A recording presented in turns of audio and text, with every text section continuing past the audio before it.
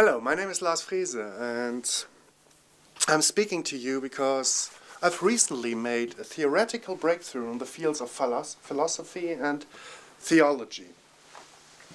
In fact, as you will find out, these breakthroughs will shatter all previous perceptions that you have taken for granted, especially in the fields of theology. Anyway, let me start. Arthur C. Clarke once said that any sufficiently developed technology is akin to religion. Oh. Fuck! Entschuldigung, nochmal ganz. Es tut mir leid, ich fange nochmal von vorne an. Good evening. My name is Lars Friese, and I'm speaking to you because I've recently made a breakthrough in theology and religion. And I think it is very important that I share this breakthrough with you, so that you may profit. Anyway, let me start. Arthur C. Clarke once said that a sufficiently developed technology will look like magic to anybody who doesn't understand this sort of technology. We can easily follow this argument because, well, let's assume a Stone Age man would want to get to another land very quickly, or that he would want to talk to another Stone Age person somewhere else on the world instantly, or that he would want to stick his penis into a rubber orifice. All these things would have been impossible for him and only achievable through magic or maybe some shamanistic ritual. Well, these things are quite trivial for us. We have planes, we have mobile phones, and inflatable sex dolls. Who knows? The universe is really, really huge. So maybe out there are some beings as much more advanced in comparison to us as we are to people from the Stone Age, or even say a jellyfish.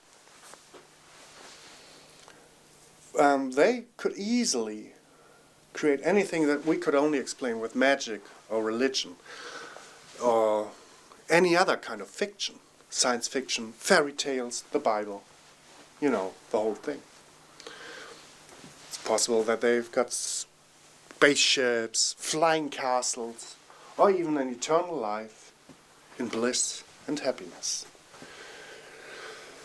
Such a civilization could possibly be benign and want to share its technology, maybe with us, but certainly not with everyone.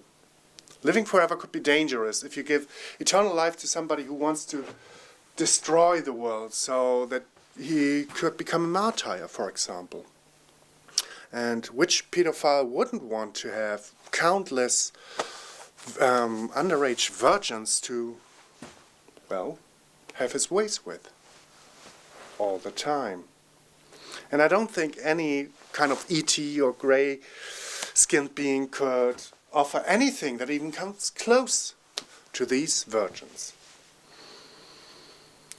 Though I have to say this for this Heaven for Martyrs, it would nicely double. And on the one hand, you have a place where people who like to fly planes into houses could go and then rape young girls in all eternity, which they want. It would be very nice. It would be heaven for them. Simultaneously, you would have a perfect hell for virgins. Because I couldn't think of anything worse than having Mohammed Atta's cock in every single one of my orifices, including my ears, for all eternity. Okay. Speaking of the ears, I know, now you're thinking, Mohammed Atta killed thousands of people, and now this guy has nothing worse to say about him, but that he has a small penis. Wrong. I'm not saying he has a small penis. I am saying he has a very, very tiny penis. You can't get a small penis into an ear. And believe me, I tried. But back to virgins in heaven. Let us assume for one moment that indeed this is where virgins would go. In that case, it would be vital that doctors, lifeguards, medics would learn one single rule. In case of a virgin about to die, you should always deflower her first and then initiate life-saving measures, because even if she dies afterwards, she would thank you for not having to go into virgin hell. Another group of people who really won't stand any chance to get into this extraterrestrial heaven thing, which I have already proven does exist, would be ufologists or other people who believe in extraterrestrial life. It may sound weird, but it's logical. Just imagine once that you're from another planet, somewhere else. And who knows, I don't know who's watching this, maybe you are. So if you imagine what the other one would think about you, that all you want to do is stick metallic, shiny objects into people's anuses and make really nutty images into wheat fields. I could think of, it's bad enough when people think that you're loony. And yeah, I'm used to that, obviously. But a loony who likes to stick objects into other people's asses without asking them first, a loony who also loves geometry and wheat fields? Well, I don't think so. Nobody, not even an extraterrestrial, would want to spend an eternity with somebody who thinks something like that about themselves.